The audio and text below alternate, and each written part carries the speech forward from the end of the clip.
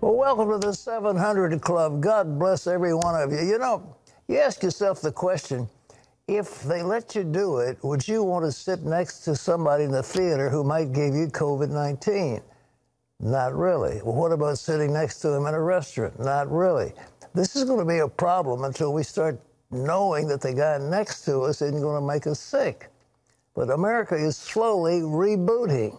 Businesses are reopening, and people are flocking to beaches and restaurants. Even NASCAR, without the stands full of people, has returned to TV. What does all this mean for the struggling economy? Gary Lane has more.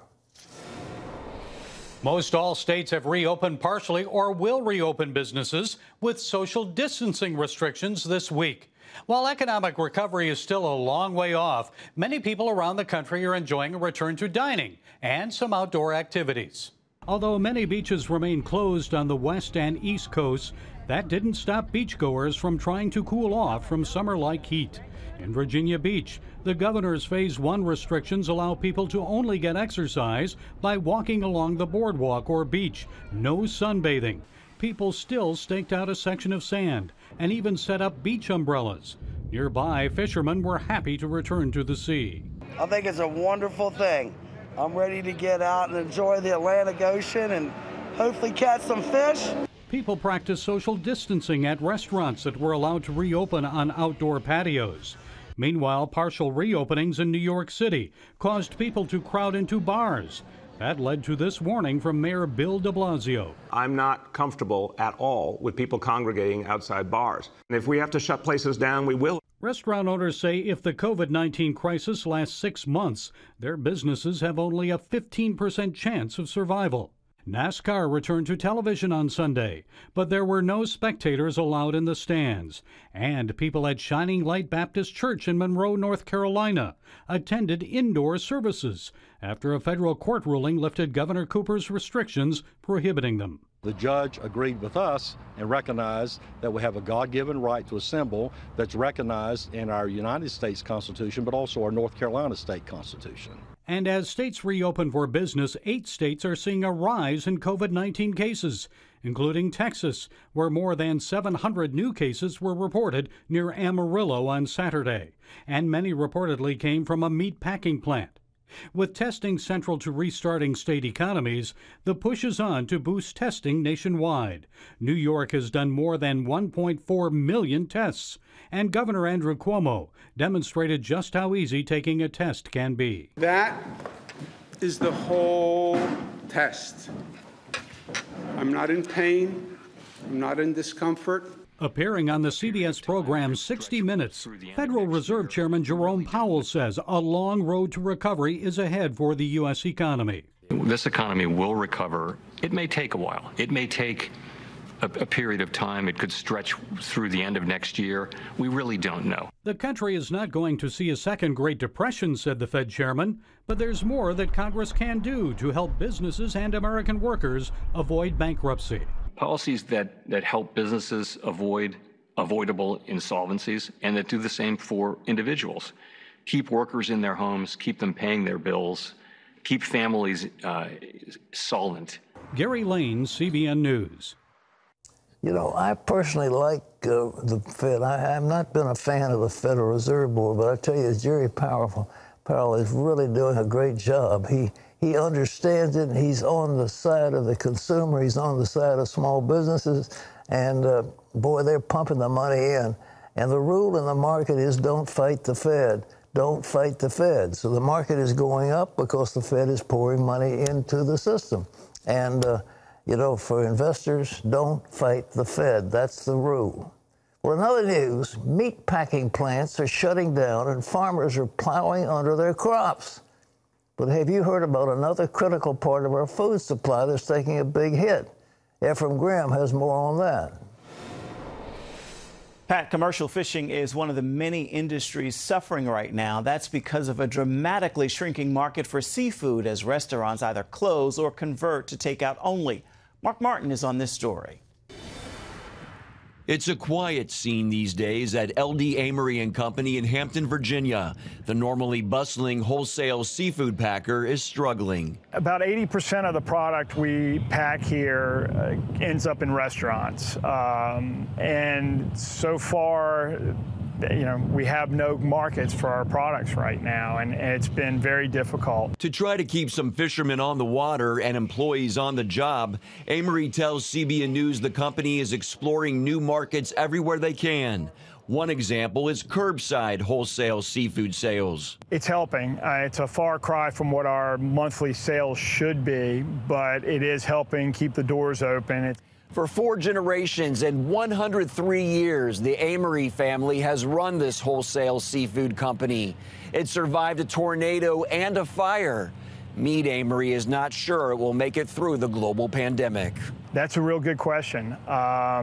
Based on the numbers from last month, if we can't get back to 100% in the next 30 days, I don't know if we will make it. Amory says the company successfully benefited from the Paycheck Protection Program, but adds that might not keep the nearly 100 full-time and seasonal employees working. The payroll protection plan has been a great idea to get it out there and get some money into businesses quickly, but that alone won't keep some businesses open. An internal memo from the Virginia Marine Resources Commission shared with the Daily Press states potential revenue loss at close to $70 million from March through June because of an almost 90% drop in market demand. When CBN News reached out to interview the commissioner, he was unavailable. And it's not just an issue for commercial fishing. The recreational side is also taking a hit from the pandemic. Case in point, David Wright, owner of High Hope Sport Fishing Charters. Once we lose these days and that calendar day has clicked off, we're never going to get it back. Wright estimates that because of the coronavirus, he hasn't been able to book about 20 groups, which is a potential loss of as many as 160 customers and thousands of dollars. Alexis Rabin of Rudy Tours, a tourboat operator and manager of the Virginia Beach Fishing Center, says business came to a halt around mid-March. So it's been very difficult for us. Typically, springtime is quite busy. We have a lot of visitors that come into the area, so that's been non-existent. We haven't been able to really bring in any revenue, so I know that that's been tough for everyone overall, but it's definitely been a hard hit for us as well. Back in Hampton, Mead Amory is hoping for a miracle. Well, there's without a doubt that prayer helps, and we'll take all the help we can get right now. Mark Martin, CBN News, Hampton and Virginia Beach.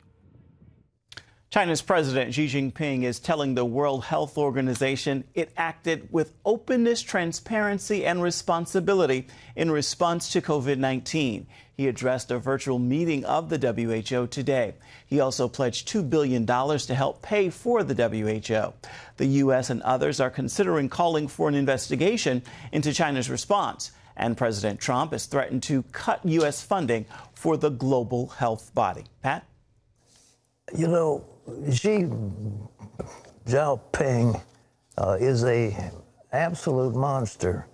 He has shut down churches, actually demolished some. He's brought tremendous re-education against the Uyghurs, the Muslim group in central China. He is one of the worst dictators that has risen on the scene, and he's vicious. And for him to play like a good guy, I'm going to loan $2 million to the World Health Organization, is just nonsense. I mean, everything about him is just reeks of dictatorship and terrorism, and I'm not pleased at all. And the other thing that I'm not pleased about is a man who gets on television, and I can remember back when he said, if you like your health care, you can keep it. If you like your doctor, you can keep him. And the whole thing was an absolute lie. I mean, he lied to the American people, and now he's come back to tell us that he disagrees with the president. He should keep his mouth shut and stay out of politics. He's had his run. It's all over. Ephraim.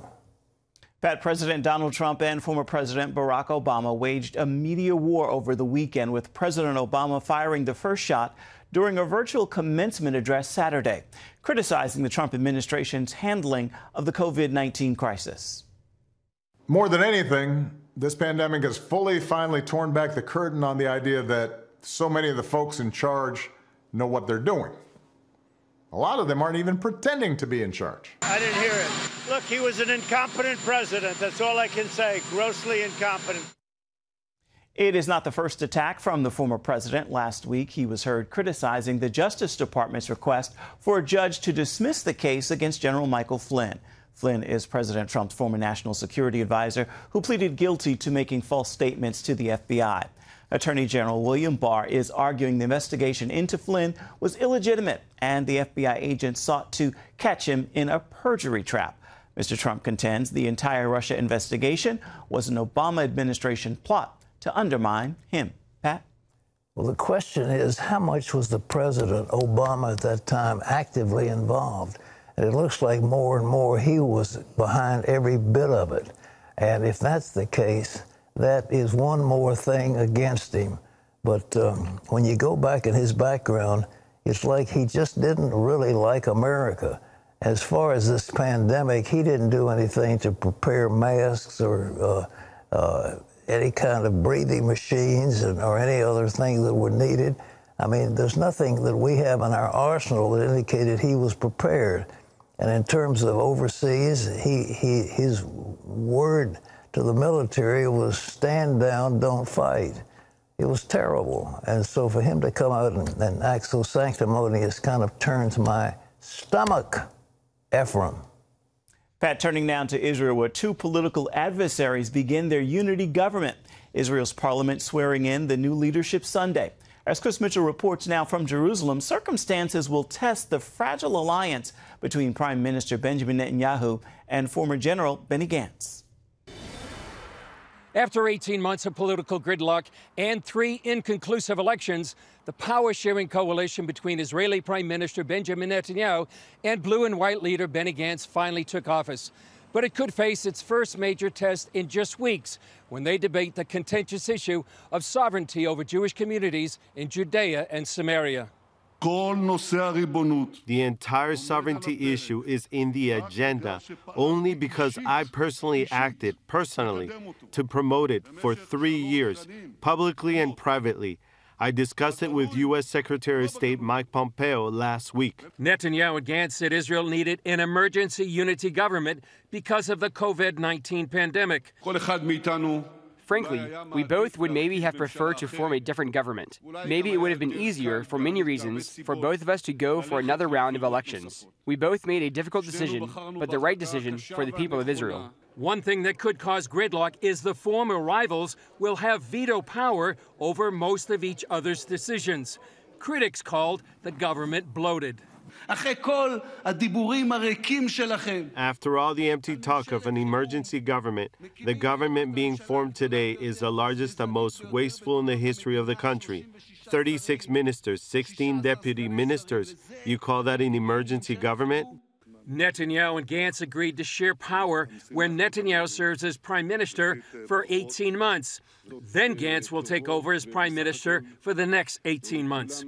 Netanyahu's trial for bribery, fraud, and breach of trust begins on May 24th, but he can still continue to serve as prime minister during his trial. He calls the charges part of a witch hunt. The political marriage between Netanyahu and Gantz includes major disagreements over sovereignty and judicial reform. It remains to be seen how long this fragile coalition can last and what answer they give to the question, how can two walk together unless they be agreed? Chris Mitchell, CBN News, Jerusalem. Back here at home, the North Carolina coast is preparing for high winds and surf. Tropical Storm Arthur, the first named storm of 2020, is arriving in about 2 weeks before hurricane season officially starts June 1st. It's now moving north-northeast with 45-mile-an-hour sustained winds. The storm is expected to pass over parts of North Carolina's Outer Banks later today before heading out to the Atlantic. Broadcasters, politicians, and fans are honoring the life of Phyllis George. She died last week at the age of 70 following a long fight with a blood disorder. George became a female sportscasting pioneer in the 1970s, covering the NFL on CBS. She had been Miss America in 1971, co-anchored the CBS Morning News, and was the former First Lady of Kentucky. George also appeared on the 700 Club in December of 1993, reuniting with her fellow former Miss America, Terry Musin. Fun to have you here. I can't shake your hand. I've just got to hug you. We go way back, everybody. We do go way back. And I love seeing you. And I haven't seen you, what, for 15, 16? I know. And she hasn't changed a bit, I have to tell you. You neither. And we know Phyllis George will be missed by many. Pat? Thanks. Terry, this is a great loss. She was 2 ahead of you. She crowned the Miss America who crowned me, right? But she was iconic. I mean, really, her smile. Yeah. You know, she had those great dimples, and her smile lit up the room, and she was just so much fun. But her personality, I think, is what made her such a good sportscaster. Yeah. You know, her interviews are still talked about as remarkable, and so. What did she have? A lung disease? No, she had a blood disease. Honestly, it was very private. I mean, we were good friends, and I had no idea. Of course, her children knew, and I think it's been only recently that she's really been out of any kind of limelight or communication of any kind. But Pamela and Lincoln, we just express our sympathy to you. She's a wonderful, wonderful lady and just a great Miss America.